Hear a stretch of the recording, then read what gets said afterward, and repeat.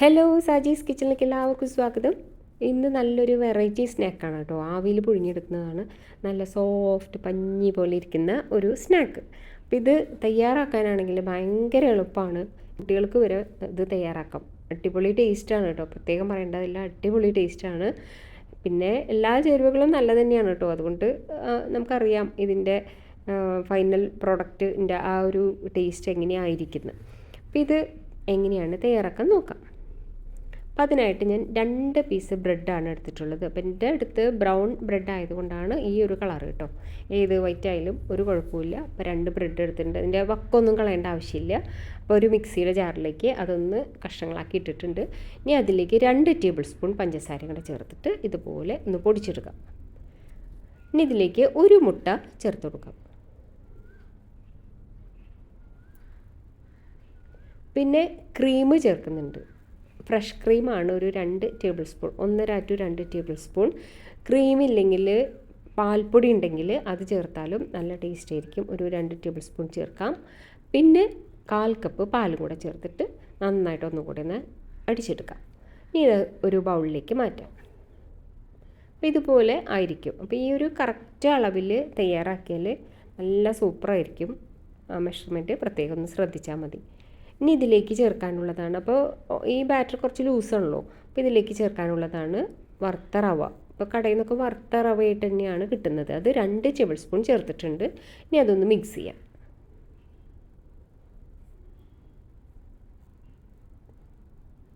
കട്ടയില്ലാതെ mix ചെയ്തതിന് ശേഷം ഒരു 10 മിനിറ്റ് മൂടി വയ്ക്കാം. പിന്നെ ഇതിൽ വേറെ കുറച്ച് ചെറിയ ചെറിയ ചേരുവകൾ ചേർക്കാനുണ്ട് കേട്ടോ. അപ്പോൾ അത് 10 മിനിറ്റിന് ശേഷം നമുക്ക് ചേർത്ത് കൊടുക്കാം.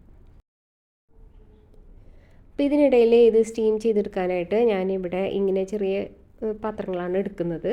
അല്ലെങ്കിൽ ഒറ്റ ഒരു കുഴിയുള്ള പ്ലേറ്റ് ഉണ്ടെങ്കിൽ, പരന്ന പ്ലേറ്റ് ഉണ്ടെങ്കിൽ അങ്ങനെ ചെയ്യാം. അത് നിങ്ങളുടെ ഇഷ്ടത്തിന് എങ്ങനെ വേണമെങ്കിലും ചെയ്യാം. അപ്പോൾ ഞാനിതുപോലെ ചെറിയ ചെറിയ ഒരു പാത്രങ്ങളിലാണ് എടുക്കുന്നത്.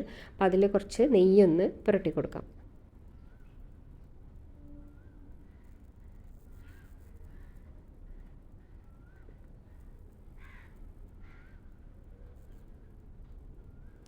ഇപ്പോൾ നമ്മുടെ ബാറ്റർ ഒരു 10 മിനിറ്റ് കഴിഞ്ഞിട്ടുണ്ട്.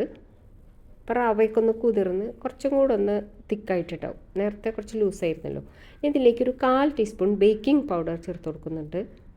പിന്നെ വാനില എസൻസ് അത് ഒരു 2 തുള്ളി മതി.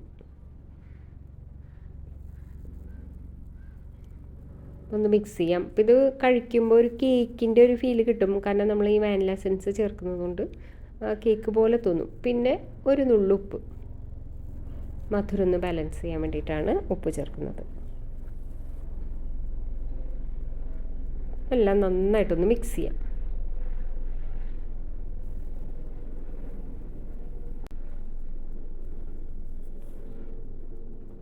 ഇനി നമ്മൾ തയ്യാറാക്കി വെച്ച മോൾഡിലേക്ക് ഒഴിച്ചു കൊടുക്കാം. അപ്പോൾ ഇതുപോലെ ഒരു കുഴിയുള്ള സ്പൂൺ കൊണ്ട് ഞാൻ ഈ മോൾഡിൻ്റെ ഒരു പകുതി ഭാഗം ഒഴിക്കുന്നുള്ളൂ. അത് കുറച്ചൊന്ന് പൊങ്ങി വരും. അപ്പം അതിനായിട്ട് പകുതി ഭാഗം ഒഴിക്കുന്നുള്ളൂ.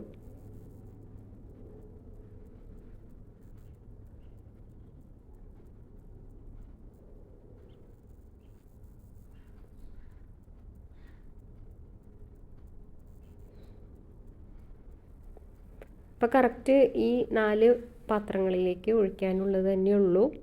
ആ ഒരു ക്വാണ്ടിറ്റിയാണ്. ഒരു 2 ആൾക്കൊക്കെ കഴിക്കാനുള്ള ഒരു ക്വാണ്ടിറ്റിയാണ് കേട്ടോ. ഒരാൾക്ക് തന്നെ സുഖമായിട്ട് കഴിക്കാം. അപ്പോൾ പതുക്കെ ഒന്ന് ടാപ്പ് ചെയ്ത് കൊടുക്കാം. അതിനുശേഷം ഒരു ഫോയിൽ പേപ്പർ വെച്ചിട്ട് ഇതൊന്ന് കവർ ചെയ്യാം.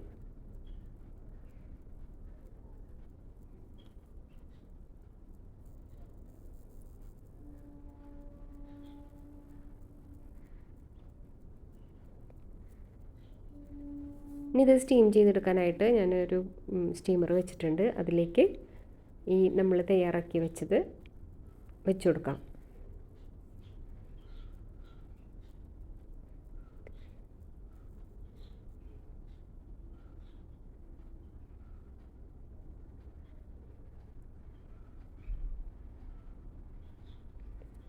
ഇനി ഇത് മൂടി വെച്ച് ഒരു മീഡിയം ഫ്ലെയിമിൽ 15 മിനിറ്റ് സ്റ്റീം ചെയ്തെടുക്കാം.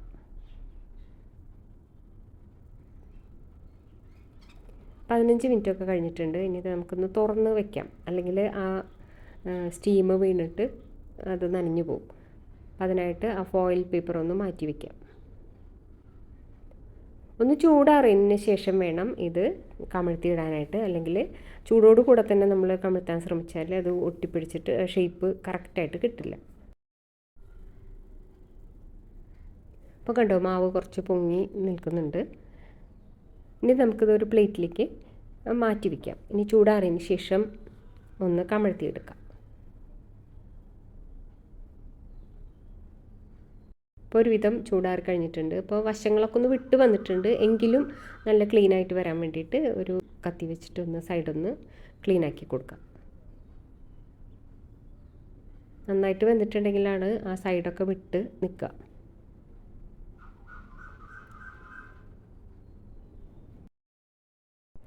ഇനി പതുക്കൊന്ന് ഇളക്കി നോക്കുമ്പോൾ അത് വിട്ട് കിട്ടും. അപ്പോൾ അത് നമുക്ക് കമിഴ്ത്തിയെടുക്കാം. കണ്ടോ, ഇതുപോലെ നല്ല ക്ലീനായിട്ട് കിട്ടും. അപ്പോൾ ശരിക്കും നന്നായിട്ട് അത് വെന്തെങ്കിൽ മാത്രമേ ഇതുപോലെ നല്ല ക്ലീനായിട്ട് കിട്ടുള്ളൂ. കണ്ടോ, അല്പം പോലും ഒട്ടിപ്പിടിക്കാതെയാണ് ഇത് ക്ലീനായിട്ട് വെന്ത് വന്നിട്ടുണ്ട്.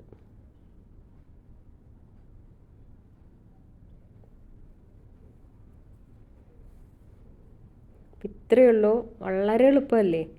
സുഖമായിട്ട് നമുക്ക് മിനിറ്റുകൾക്കുള്ളിൽ ചെയ്യാം.